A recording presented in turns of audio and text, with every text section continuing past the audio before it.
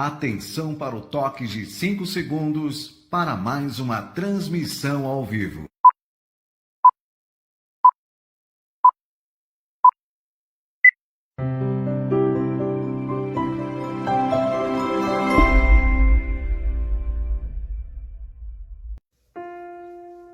A partir de agora, você assiste o estudo da série psicológica Joana de Ângeles, livro Autodescobrimento, uma busca interior. Apresentação, José Soares. Uma boa tarde, é com muita alegria que estamos novamente iniciando o estudo da série psicológica de Joana de Ângeles. O livro é Autodescobrimento e hoje nós iremos iniciar comentários do capítulo 6, Equilíbrio e Saúde. O objetivo maior desses encontros é estimular a leitura, o estudo de toda a obra. Aqui apenas separamos alguns parágrafos para comentários que facilitem o entendimento da leitura que mais adiante você deve fazer de todo o livro. E para iniciar, faremos um breve comentário de uma mensagem do Espírito Emmanuel.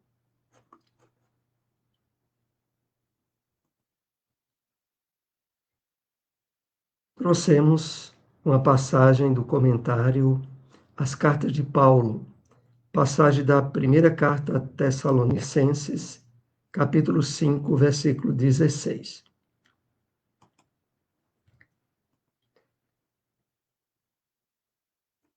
Ausência continuada de esperanças e de alegria na alma significa evolução deficitária. Por toda parte há convites à edificação e ao aprimoramento, desafiando-nos à ação no engrandecimento comum. Então, antes de iniciar, vamos dar aqui nosso boa tarde ao Elke. Boa tarde, amigos. Jesus abençoe a todos. Silmara Mello também nos traz aqui uma boa tarde a todos, muita paz. Orlando Assunção também, boa tarde a todos. Para nós é muito importante esse encontro, mesmo online, onde nós conectamos pelas vibrações do pensamento, da sintonia, o compartilhamento das lições, das orientações que a espiritualidade benfeitora nos traz. Também estão aqui conosco Doris Maria Siqueira, boa tarde, amigos, Londrina, Paraná. Boa tarde, Doris, é um grande prazer estarmos aqui todos reunidos em mais um estudo. Então, Emmanuel nos chama a considerar o comentário que ele faz da primeira carta aos Tessalonicenses, capítulo 5, versículo 16. É aquela passagem onde o apóstolo Paulo diz assim: regozijai-vos sempre, alegrai-vos sempre. E Emmanuel, aprofundando o conteúdo que o apóstolo nos trouxe, nos diz: a ausência continuada de esperanças e de alegria na alma significa evolução deficitária. Mesmo nos percebendo envolvidos em problemas, em desafios, o fato de estarmos comungando da compreensão da vida em termos espirituais, da imortalidade da alma, da justiça, do amor e da misericórdia de Deus, deve sempre nos revestir, mesmo ao enfrentar esses embates, esperança e alegria. E, de fato, quando isso não acontece, há algum tipo de conflitos e de problemas interiores que estão, de certa forma, sabotando o edifício de sublimidade, de elevação que o Evangelho do Cristo vai estabelecendo dentro de nós. Por isso, tenhamos espaços para autoanálise, para autorreflexão, no dia a dia, fazendo perguntas do tipo: como eu estou, como eu me sinto? Diante dessa dificuldade, dessa questão que surgiu, como poderei utilizar-me dos instrumentos possibilitados pelo Evangelho de Jesus para a superação eficaz, para trabalhar dificuldades, vendo nelas lições, aprendizagem. E por isso continua Emmanuel. Por toda parte, há convites à edificação e ao aprimoramento, desafiando-nos à ação no engrandecimento comum.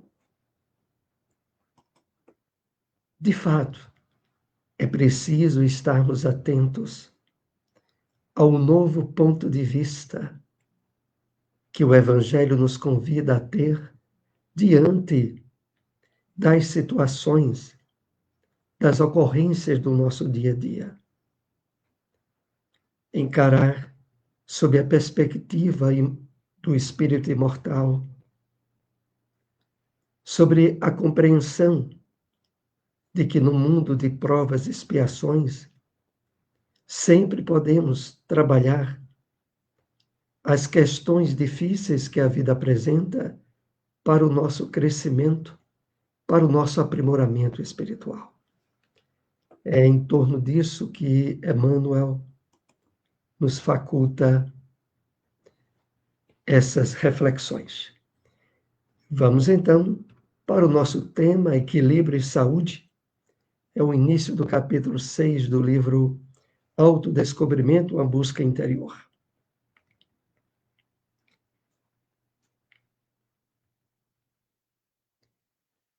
São relevantes os cuidados com a conduta mental e moral, poupando-se das descargas contínuas dos desejos infremes, dos desejos desordenados, superando mesmo que a pouco e pouco os impulsos inferiores, enquanto disciplina e vontade, por meio dos exercícios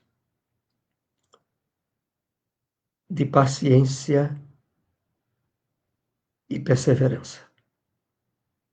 Vamos analisar esse conteúdo com mais detalhe. São relevantes, são de destaque, de importância, os cuidados com a conduta mental e moral. Vejam, meus amigos, há uma relação intrínseca entre equilíbrio e saúde e os nossos hábitos mentais, a nossa conduta moral, poupando-se das descargas contínuas dos desejos infremes, dos desejos desordenados, desenfreados, que fogem ao controle, ao domínio do nosso espírito, superando mesmo que a pouco e pouco os impulsos inferiores. E, de fato, nós trazemos do nosso passado reencarnatório e até mesmo da vida atual um campo de condicionamentos, de hábitos geradores de impulsos, muitas vezes atrelados às emoções inferiores. Enquanto disciplina a vontade por meio dos exercícios de paciência e perseverança. Então, aqui nós somos chamados a disciplinar a vontade, porque é ela que traça as diretrizes que o nosso pensamento vai tomando, por meio de exercícios de paciência e perseverança. Claro, há um grande trabalho a realizarmos conosco mesmos, na formação de novos hábitos, de novos condicionamentos, agora alicerçados no Evangelho de Jesus. Mas que antes, envolvido na perspectiva do materialismo, estabelecemos vícios e desequilíbrios que agora precisam ser devidamente ressignificados, superados. Descortina-se, então, nessa paisagem terapêutica, o auto-amor profundo, com objetivos amplos de estendê-lo ao próximo, através de serviços imediatos, construindo a sociedade saudável e feliz.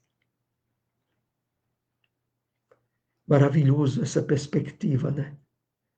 Descortina-se, abre-se nessa paisagem terapêutica, aonde novos hábitos mentais vão se firmando, o auto-amor profundo. E aqui é uma verdade que nós precisamos refletir.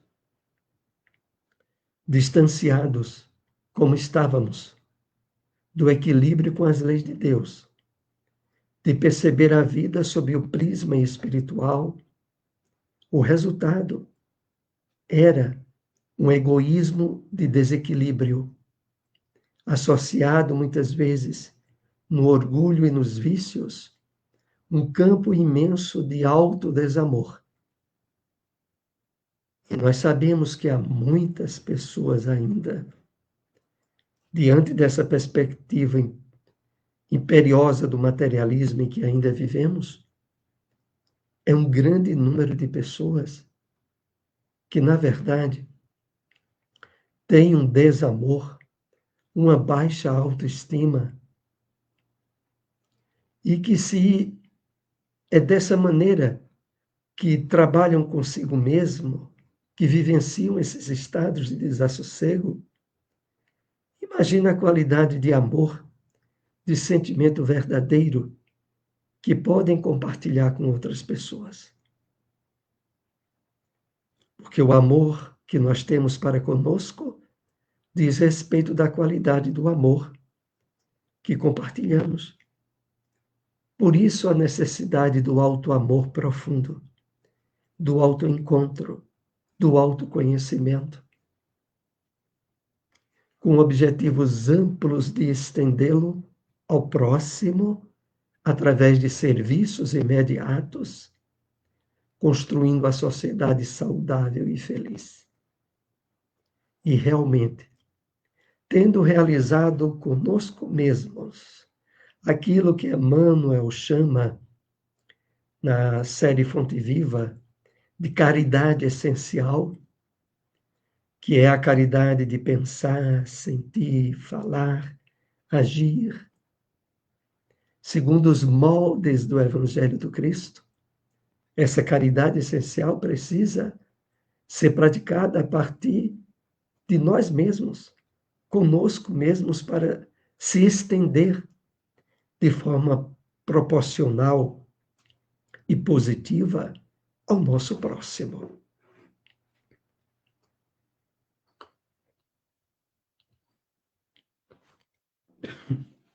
Desculpem, o resultado é uma sociedade saudável e feliz.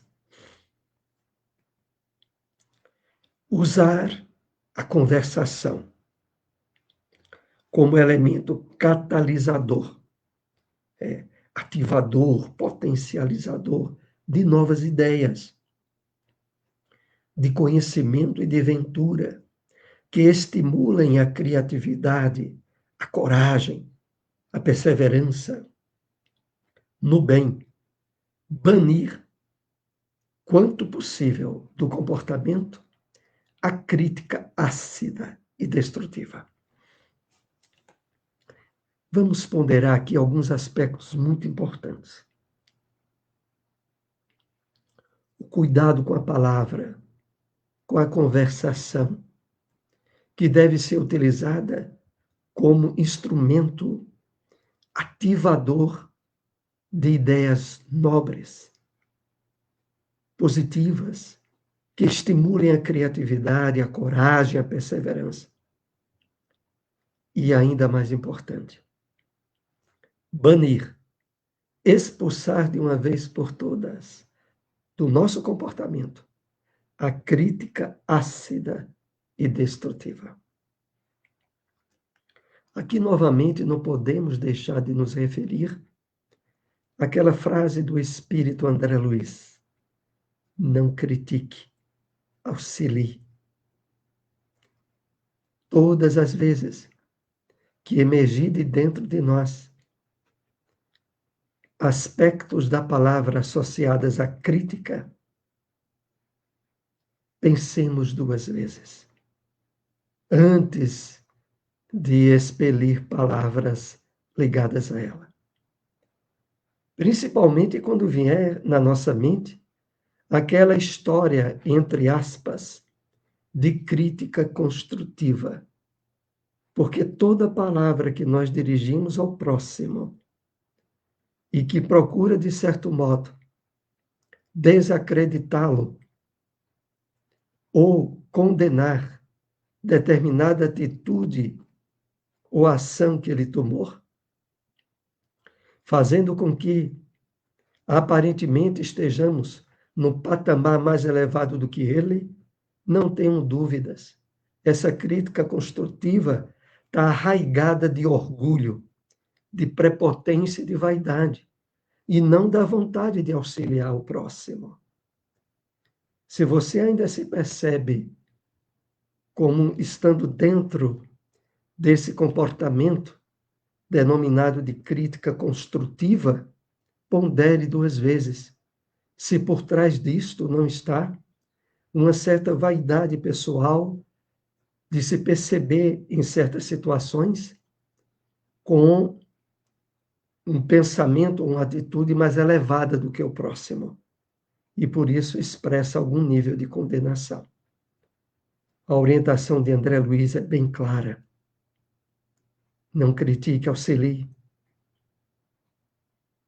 Envolva, quando se sentir muito estimulado a observações relativas ao engano, a um erro cometido pelo próximo, envolva suas palavras com o algodão da solidariedade, do compartilhamento, da utilização da palavra de forma sutil e positiva. Será que não poderia ter sido melhor se fizéssemos assim? E se coloque no meio. Não direcione suas palavras de forma unilateral ao próximo, porque toda crítica ela é objeto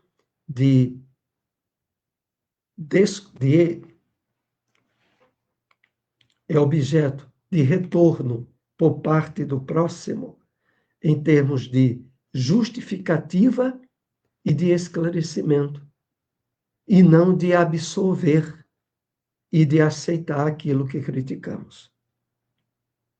É da natureza humana agir de forma correta, a não ser que estejamos alienados mentalmente. Mas todos fazem algo querendo acertar. Quando dá errado, a intenção não era dar errado. Então é preciso muito cuidado quando vamos fazer observações críticas ao nosso próximo. Prossigamos.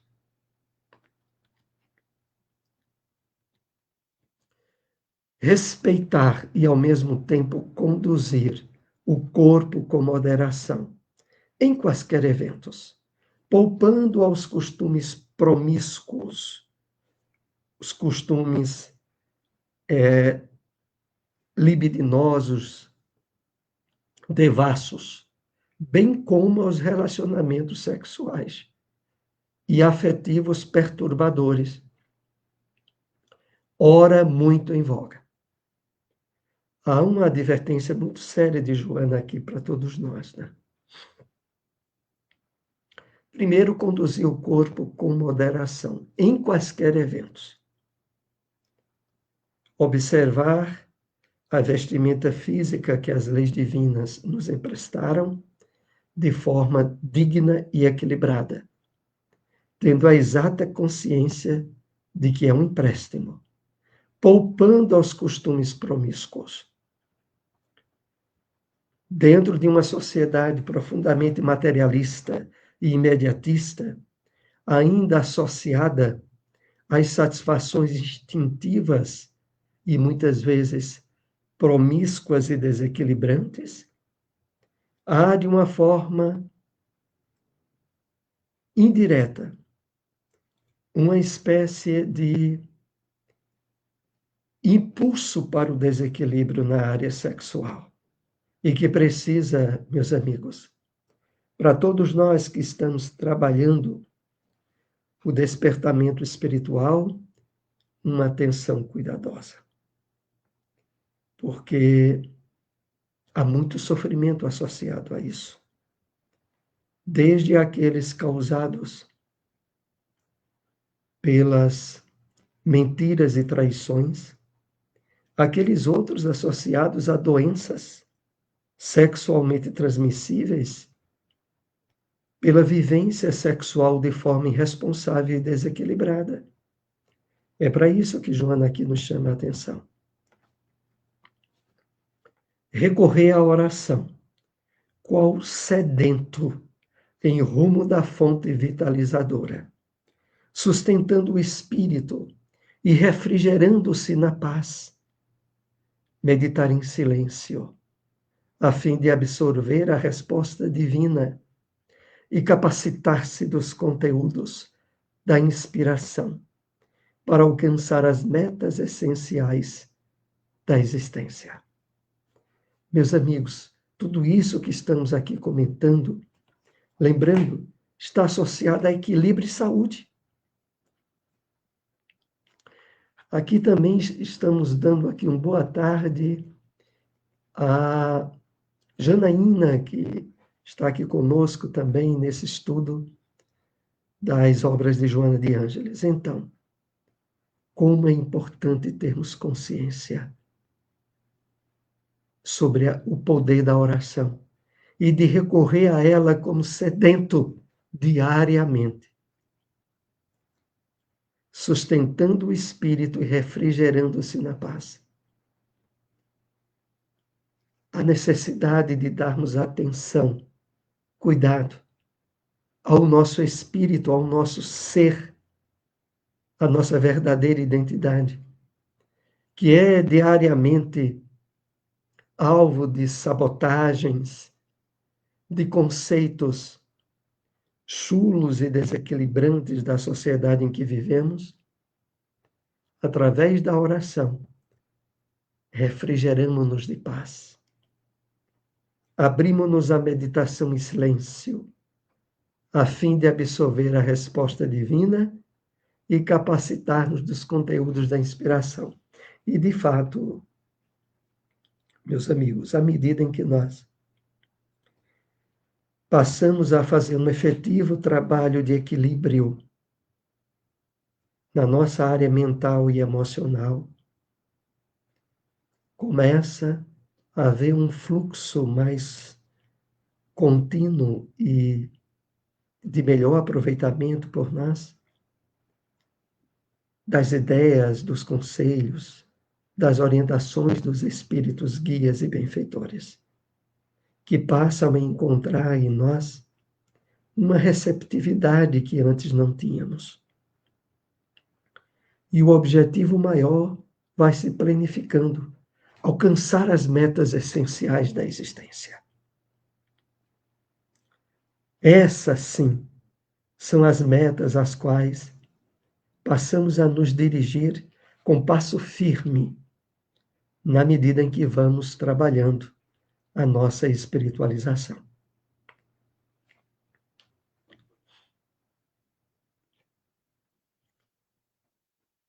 A verdadeira saúde não se restringe apenas à harmonia e ao funcionamento dos órgãos.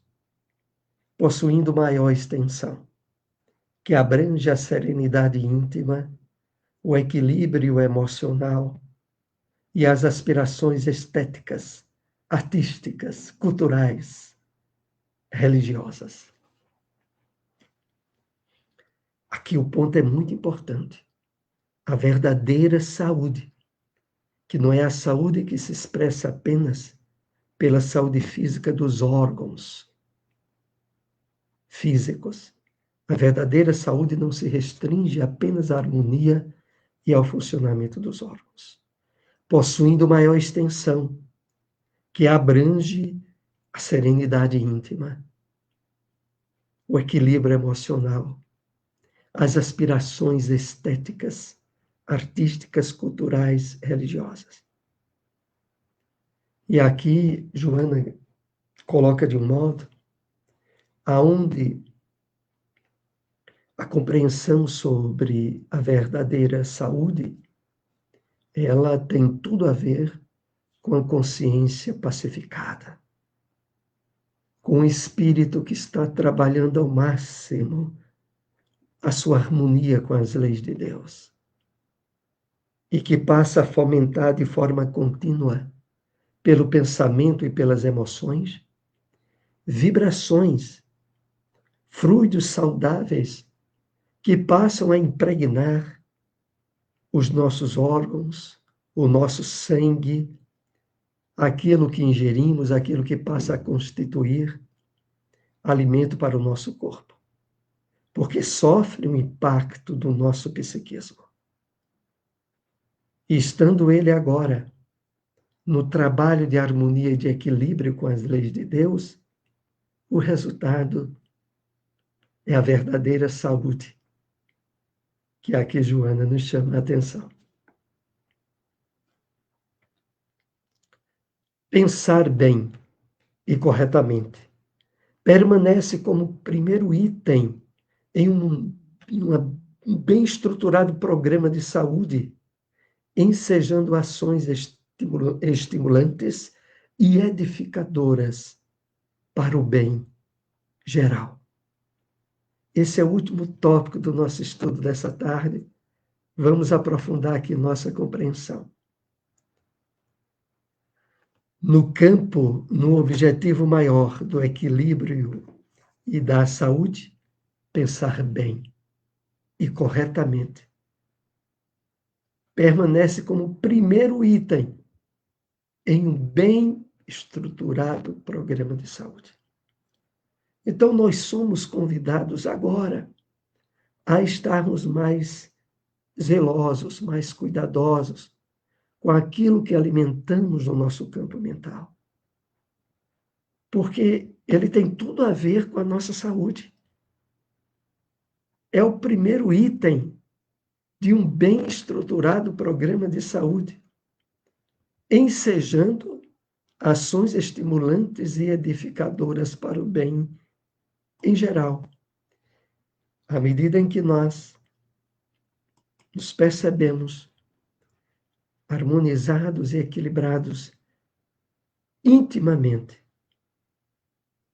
isso se espraia, envolve todo o nosso organismo, mas também, de forma sutil, passa a se expressar naquilo que a gente fala, sente, nos relacionamentos familiares, nos ambientes em que estamos ali presentes, passamos a ser veículos de estímulo à saúde e ao equilíbrio das demais pessoas.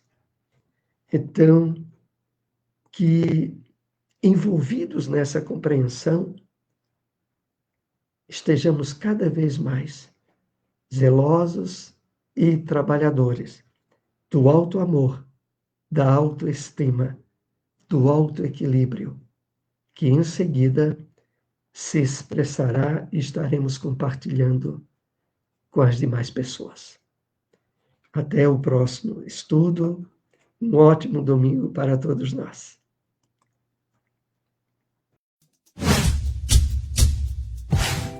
Não esqueça de curtir o vídeo, se inscrever no canal e ativar as notificações.